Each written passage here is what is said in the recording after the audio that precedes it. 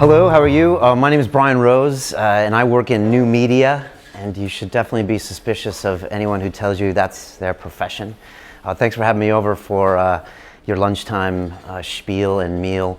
We were lucky enough to have Jason Goodman on one of the shows that I host called Silicon Reel a few weeks ago, and Bryce Keane is someone who's always over in my studio in Shoreditch, so I'm just kind of happy to come over to Albion and say hi to everyone. I host two shows. One is called London Reel, one is called Silicon Reel. According to YouTube, people have watched my face over 50 million minutes, I think, in the past 2 years, which is very strange, maybe cruel, you would say, but I'm not used to this format. Usually I'm in my studio and I have guests and I get to ask them questions. Rarely am I put on the spot. So bear with me, when it comes to this talk today. But to tell you a little bit more about Silicon Reel, every week I start off by saying, this is Silicon Reel, the weekly talk show dedicated to the people of the London technology startup scene. And we started it about 6 months ago, and we have had guests like Benjamin Southworth. We've had venture capital guys like Simon Cook. We had Jason Goodman here. We've had the people from Y-Plan. We just had the CFO of Mind Candy on. And what we do is we sit down with them for about 45 minutes and we have real conversations with them. So we don't do like sound bites. We're very anti, BBC and Sky Media. We just think that you as a consumer of media like to have a nice long conversation and get to meet people for who they really are. So that's our whole ethos. Our tagline on London Reel is putting the BBC out of business. That's probably a little big-headed. Also, I think it's impossible to put them out of business technically, unless we stop paying our TV licenses. But we try to bring someone from the community every week and tell their story. Our tagline on Silicon Reel is, it's about the people, and we firmly believe that it's the stories about this community that people really want to hear. And I don't think people invest in companies or business plans. I don't think even people work for companies. I think they work for the people. So we try to bring those stories, and the whole idea is to try to get everyone to pay attention and understand the whole story that London is as far as like a global technology center. But to tell the story of Silicon Reel, I should probably first tell you the story about London Reel. And to tell you about London Reel, I should probably first tell you a little bit about Verbier. Has anyone here been to Verbier? You have, yeah? Has anyone here been to the Alps in Switzerland? You have, okay. I was there about 4 years ago, and it was a Saturday evening. I can remember it pretty well. And I had just finished kind of an off-piste snowboarding trip with a group of individuals, and we had like a private instructor, and we were hanging out at our chalet afterwards. And I was with 60 of my close friends in this big chalet in Verbier. And they actually weren't friends. They were 60 of my close clients. And they were traders from the City of London. They were the guys from Goldman Sachs and JP Morgan and Barclays and all of the guys of the companies that you read about in the papers lately with the various scandals. And they traded derivative products, which are pretty bad, as everyone knows. But we had the most toxic derivative products. These were called credit derivatives. And my company, ICAP PLC, which is right in Liverpool Street Station, it's a FTSE 100 company, at least it was at the time. We had everyone there for our client weekend in Verbier. And I had done this trip 7 years in a row. And everyone was getting ready, and some guys were in the hot tub, and we were all about to go out and go out to some huge dinner in Verbier and then go to this place called the Farm Club, which is this club there. And we were going to spend lots of money and pop lots of bottles of champagne and this kind of thing. And someone texted me from London. They said, "How's Verbier?" And I texted him back and I said, "I've never been surrounded by so many people and felt so alone." And I was just completely miserable in this like wonderful place. And surrounded by all these guys that probably in different circumstances could have been my friends, but they weren't my friends. We were just there on business. And they weren't necessarily the worst people, although there were a few scumbags that were there. But it wasn't necessarily them. It's just, I think for me, I had done this for 9 years, and I just realized that I wasn't enjoying it anymore. I wasn't really being creative. I was just kind of putting numbers on a board, And I wouldn't say it was like the Wolf of Wall Street, but it was just, I just didn't know what I was doing. And I don't think the career itself is necessarily a vacuous existence, being one of these traders in the city. Maybe it is for some.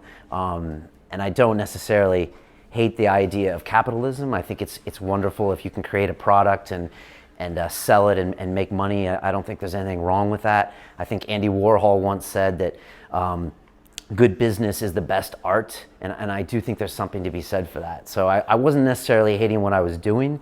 I was proud of the fact that I could make a living in this city. I've lived in other cities and I've had my ass kicked. I was in New York City and I just couldn't ever seem to get that place right when it came to business. I was always just getting crushed. So I was always happy to be there in London, but this I just had an epiphany on that slope or in that chalet. That's not what I wanted to do. So about a year later, I kind of walked out of that company. I was terrified and I didn't know what I was going to do. I would love to say in retrospect this was some kind of a crafted career move, to get out of finance and go into new media, whatever that means. But it wasn't. It was just, I think I was just tapping out, as they say in mixed martial arts, when you don't want to have any more in a fight.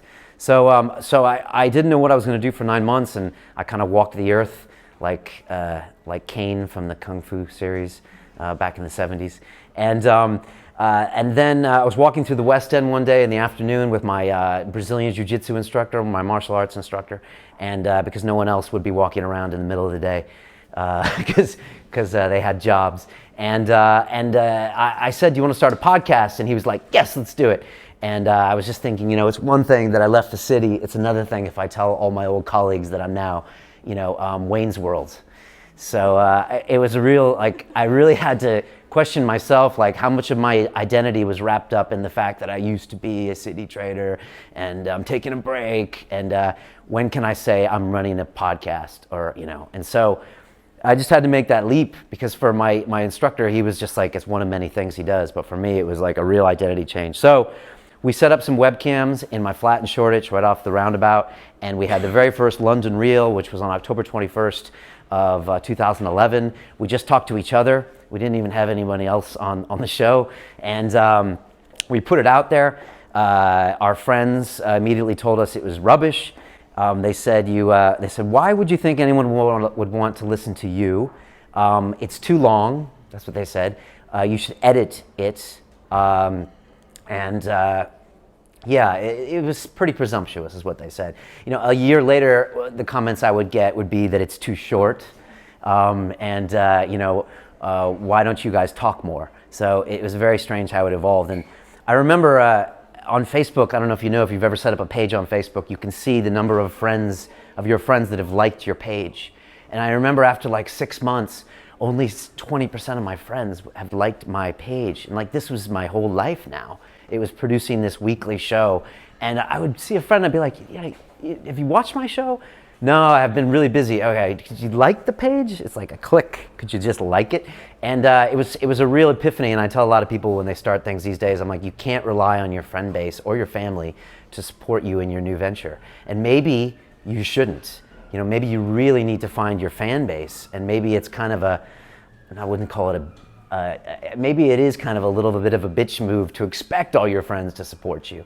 So maybe that's a way of clearing the suckers out and saying you have to push through and get that fan base. And maybe later they'll come and they'll say, "I heard all about you and it's great, but I think you need to kind of push on and not do it." So we started the show and we started getting new guests and doing lots of things. And I look back at it now, about 2 years later, we've shot about 140 episodes and we've had 25 million downloads on iTunes. I've had Tim Ferriss there from the 4-Hour Workweek, and I had George Galloway in there from Parliament, who charmed the living pants off of me. He didn't even yell. I was just like, who is this guy? I had Howard Marks in the studio, who of course had to smoke weed before the show. And I've gone into isolation chambers in order to do some new experiences. I've gone out with a pickup artist on Oxford Street and picked up women in broad daylight, much to my current girlfriend's chagrin. It was for the show. And I've even talked about the psychedelic ayahuasca. We did a before and after trip where we talked about the psychedelic, went and had the ceremony and came back. We called it Ayahuasca Ready to Die, and then Ayahuasca Back from the Dead. And those were some of our big episodes in the beginning. I think people were like, okay, these guys are real, and they're willing to put, I guess, maybe their money where their mouth is and kind of do some of these things. That was the point where I was like, you're probably not going back to banking when the FSA sees you doing this nonsense. So like each piece was kind of crossing a bridge that we would kind of come to in doing that. And it was about 6 months ago that I realized we are in the middle of the Silicon Roundabout, and I hadn't had a single show about tech. And I just felt like a real jerk, not even addressing the fact. But I didn't know I was in the middle of tech. And I actually have a little bit of a tech background. I have a mechanical engineering degree from MIT from a long time ago.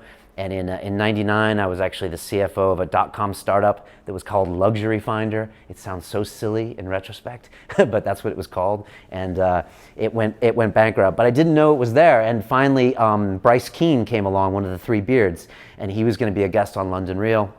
And he showed up, and he just came on the show and started telling me about the drink about and all the things happening in tech and just the cool ideas. And afterwards, he took us to a drink about. And I remember the question I asked him on his show of London Real that I'll never live down. I said, Bryce, what is a Moshi Monster? And later I met Michael Acton Smith, and I said, who are you? And so I had a lot to learn about the community. But I was at the Rivington that night, and I met all of these people, and they were all very strange and unique. And I'd never met so many people that actually enjoyed their jobs. And it was just such a strange feeling, especially from the city, where I was dragging myself into work for 2 years, and so many people do. And so I was trying to shoot 2 London Reels a week. Bryce had come on about the tech industry. I have another co-host of the show named Colin Pyle who said, Brian, we got to do a show about the industry. And I was like, I don't have time. I don't see the point. But we just had to do it because Bryce was on board and the energy was cool. So we started Silicon Reel. We were going to call it Silicon Roundabout Reel or Silicon London Reel. And for a while, we're like, maybe we're being a little bit too presumptuous saying that we can own the name Silicon Reel just being in London. And then we were like, fuck it, we can. Why not? And so we called it Silicon Reel. The tagline on London Reel is it's about the journey. The tagline on Silicon Reel is it's about the people. And so we knew the format, we kind of knew what to do, and we decided to start shooting every week out of the studio, and that was 33 weeks ago. And the format is a trialogue. I don't know if you know who Dr. Rupert Sheldrake is. He's a fairly controversial, old school British guy, and he always liked a trialogue. He thought a dialogue got really boring because you would just kind of rehash the same point, but if you had someone else in the room, they would be like, shut up, you guys are talking about this, or introduce a new idea. So we have 3 people around the table. It's unscripted and unedited. We don't know really what's going to happen. We know we're going to talk about the company, but we ultimately want to talk about the person. I have a standard question I ask now on all the shows, and this is what it is. I say, if you could make a phone call to the 20-year-old you, what advice would you give that person? And so that's like our signature question we ask everyone at the end, and sometimes it stumps people, and sometimes we get inside their head.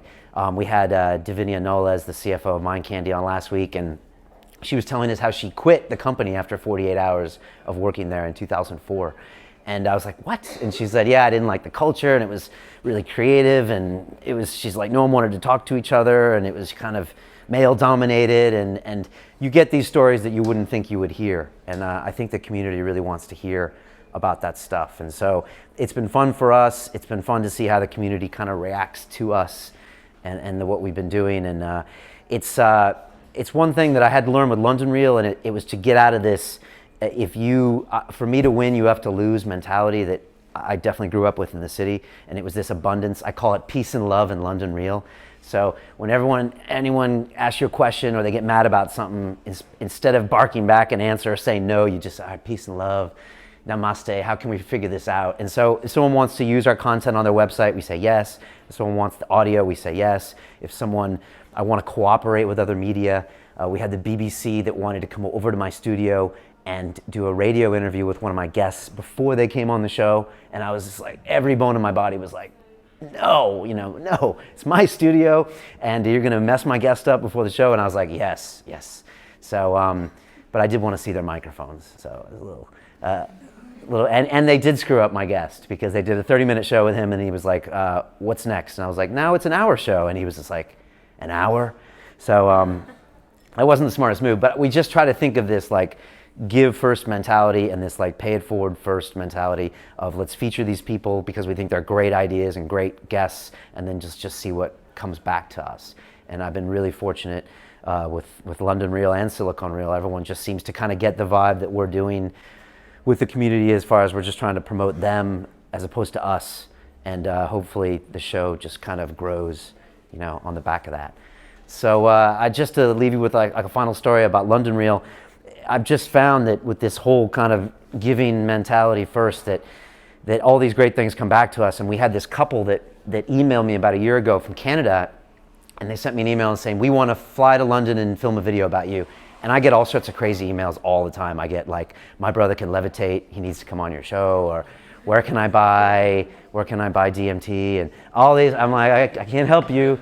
And so this couple sent me this thing, and I'm like, all right, they're crazy. So I ignored them for a couple weeks, and finally they're like, no, we're gonna fly to London, we're gonna film a video about you, and we're gonna give it to you. And I was like, all right, you don't want to be paid? No, we don't want to be paid. And I was like, okay, we want some creative input. They said, fine.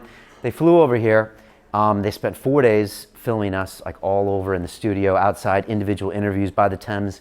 And at one point, the gentleman, he said, he cornered me and he said, Brian, he's like, this is gonna sound weird. He said, you don't know me, but I know you.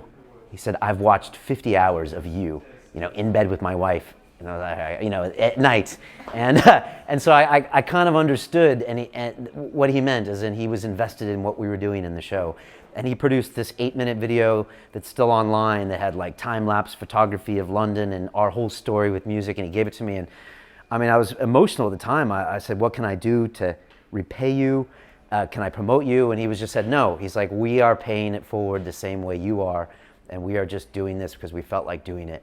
And I was just flabbergasted at that mentality. So I think what I'm running is like part charity, part nonprofit. Definitely feels like a nonprofit a lot of the times. Part personal therapy session, I think, is what I'm doing on air a lot of times. And if I ever think about packing it up, I always think like, where was I a year ago? And Silicon Reel didn't exist a year ago. I didn't even know this building was here or you guys were here. So it's hard for me to think like what's going to happen next year if we keep doing what we're doing. So the plan is to keep doing these shows. And for me, it really is this like crazy journey where I'm meeting all these people and forming all these connections. And it's just great being part of this whole business and industry and getting to know everyone, and the response has been fantastic. And it's a theme that comes up every week on the show, whether people are visiting from New York or they've just relocated here. As far as London has this like everybody's helping everyone community. Maybe it was what Silicon Valley was like, Alley was like 7 years ago. And everyone just loves like the spirit of we all want to make it, we all want to put this city on the map as #1 in tech, and I kind of want to be part of the person that helps tell us the stories to kind of get us there. So that's it. As we say on London Reel, it's about the journey, and on Silicon Reel, it's about the people. Thanks for listening to me. I don't do this very often. Like I said, I'm usually asking the questions. And that's all. Thanks for having me.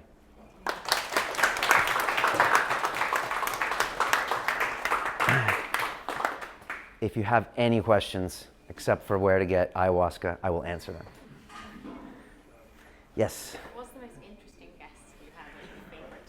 Favorite guest? It's a good question. It's a really good question. Sometimes the most famous guest is the worst guest because they don't feel special that they're there, or they just came from 3 hours at the BBC and they're going to Google Campus and they're like, what are we doing here?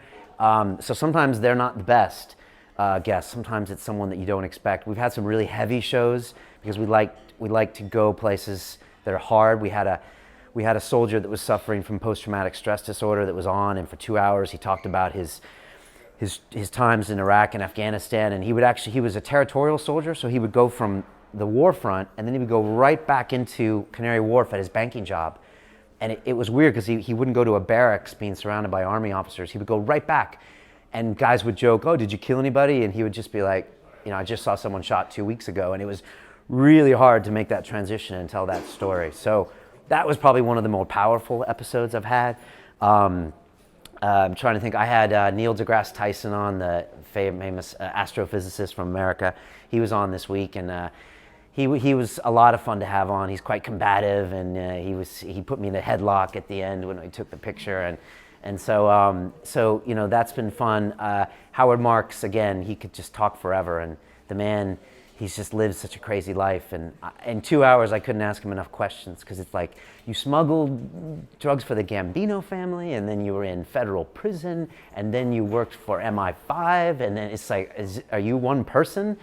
So, you know, he was fantastic. But sometimes it's just the person you don't expect, and you get like the greatest story or the strangest revelation about them. I had Edward Snowden's attorney on Monday. She was in, she had just been harassed at the UK border, and she was telling me like how Edward was feeling in Moscow.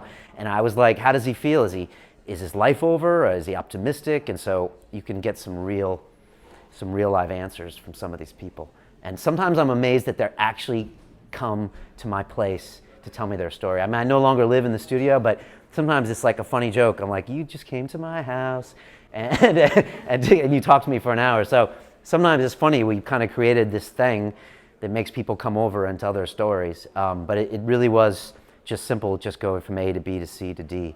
And now new media, whatever that means, is just as credible as some of these other places. And most of the guests will say that their most favorite interview, not to toot my own horn, is to sit down with us, because they get an hour or an hour and 15 minutes to talk, and they're not being forced into this soundbite that's probably already been written for them.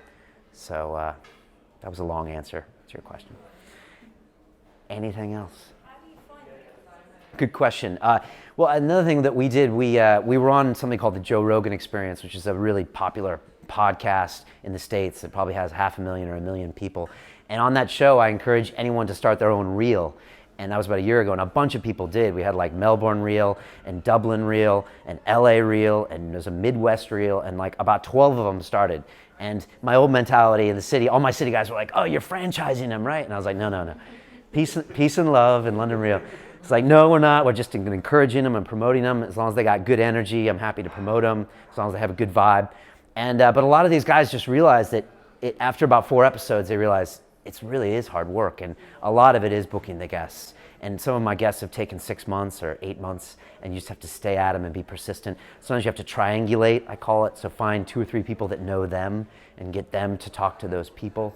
And so that is a lot of the effort. It's just, and then every week we publish, so it's 52 weeks for London. So we'll shoot 100 episodes this year between London and Silicon Reel. So you have to have a guest every week. So you just have to be on it. You know, I follow Twitter a lot. I have a lot of keyword searches on TweetDeck now. I literally search coming to London. So if I hear people coming, and then I've got other people that I want to get in the long run.